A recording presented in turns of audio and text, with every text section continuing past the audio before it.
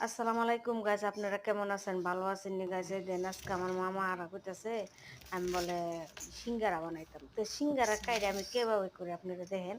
তো অলরেডি আমি মনে করেন একটা ইয়ার মধ্যে কটার মধ্যে আমি লইলাম, 1/2 কেজি হইব আটা লইলাম। আর মনে করেন ১ চামচ কাল্লা জিরা দিলাম আর ১ চামচ খামিরা দিলাম। ঠিক আছে? তে হামিরাটা দিলাম, দেওয়ার পরে তারপরে মনে করেন যে আবার একটুখানি হালকা আমি বেগুন পাউডার দিয়ে দিলাম। বেগুন পাউডারটা দিলে মনে করেন ইয়াটা আপনার সিঙ্গারাটা একটু ভালো হয়। তার জন্য আমি দিয়ে দিলাম একটু। আর একটু মনে করেন ১ চামচ হ্যাঁ চিনি দিয়ে দিলাম।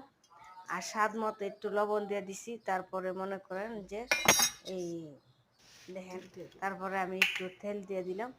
ঠিক আছে? তেলটা দিয়ে আমি ভালোভাবে হাম্বুরটা ভালোভাবে আমি সেই আটাটা আমি মাখবো। ঠিক আছে? আটাটা মাখলে মাখতে আটাটা মনে করেন মোট করলে যেমন ইয়াও মনে করেন সিঙ্গারা কাঠে যদি আপনি করতে চান তাহলে আগে মনে করেন ১০ মিনিট ফিঞ্জিতে আপনি এই কায়দাটা ভালোভাবে ডলতে হবে। তেল টুল দিয়ে সেরা। ঠিক আছে? তারপরে মনে করেন আমি ওখানে কায়দা আমি কইরা লাইছি। আর এই যে পানিটা দিতেছি মনে করেন গরমও না ঠান্ডাও না। ঠিক আছে? মানে এরকমই মানে দিছি। হ্যাঁ, মানে পানির অত বেশি গরম না, এত বেশি ঠান্ডা না। তো এইভাবে আমি কাইডা সুন্দরভাবে আমি কইরা হ্যাঁ, ভালোভাবে আমি মনে করেন ১০ মিনিট লাগছে আমার কাইডা মাছতে যাইয়া। তো মাছ জুইজা সেরার মধ্যে আমার মালিকের ছেলেরা দেখেন কতগুলা সবজি-টবজি নিয়ে আসছে। তার জন্য আমি ওখানে কাইডা আমি গুইড়া তৈয়া তারপরে সবজিটা আমি তার সবকিছু আমি এখন ফ্রিজে আগেরটা বাইর কইরা ফালাইয়া তারপরে এখন মনে করেন এটা নতুনটা ঢোকামু ফ্রিজের ভিতরে। আর যত আগের আছিল ওইটা দিলেছি। তো এই দেন সেমসেম মানে বাংলাদেশের সেমসেম আনছে।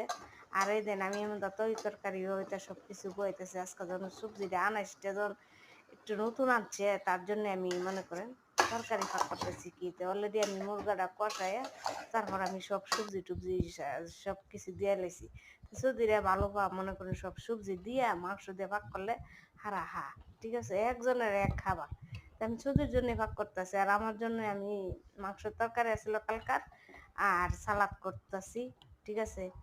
সালাদ করতেছি। আর এই দেন আমি তরকারিটা ভালোভাবে লাড়া-টাড়া দিতেছি। গুইড়া দিছি একবার, দেওয়ার পর আবার লাড়া-টাড়া দিয়ে তারপরে একটু কষে হওয়ার পরে তারপরে আমি ঝোল দিয়ে দিলাম, গরম ঝোল দিয়ে পানি দিয়ে দিলাম। ঠিক আছে? তো দেখতে তেহান ভিডিওটা আর আমারও ভাতও হয়ে যেতেছে গা, ফাঁক উঠে গেছে ভাত হয়ে গেছে গা, আর বেশিক্ষণ টাইম নেই। তো এই ভিডিওটা যদি ভালো লাগে একটা লাইক, কমেন্ট, শেয়ার করবেন, সাবস্ক্রাইব করে দিবেন। আর সবসময় ভিডিও পাইতে গেলে ফলো দেওয়া লাগবে।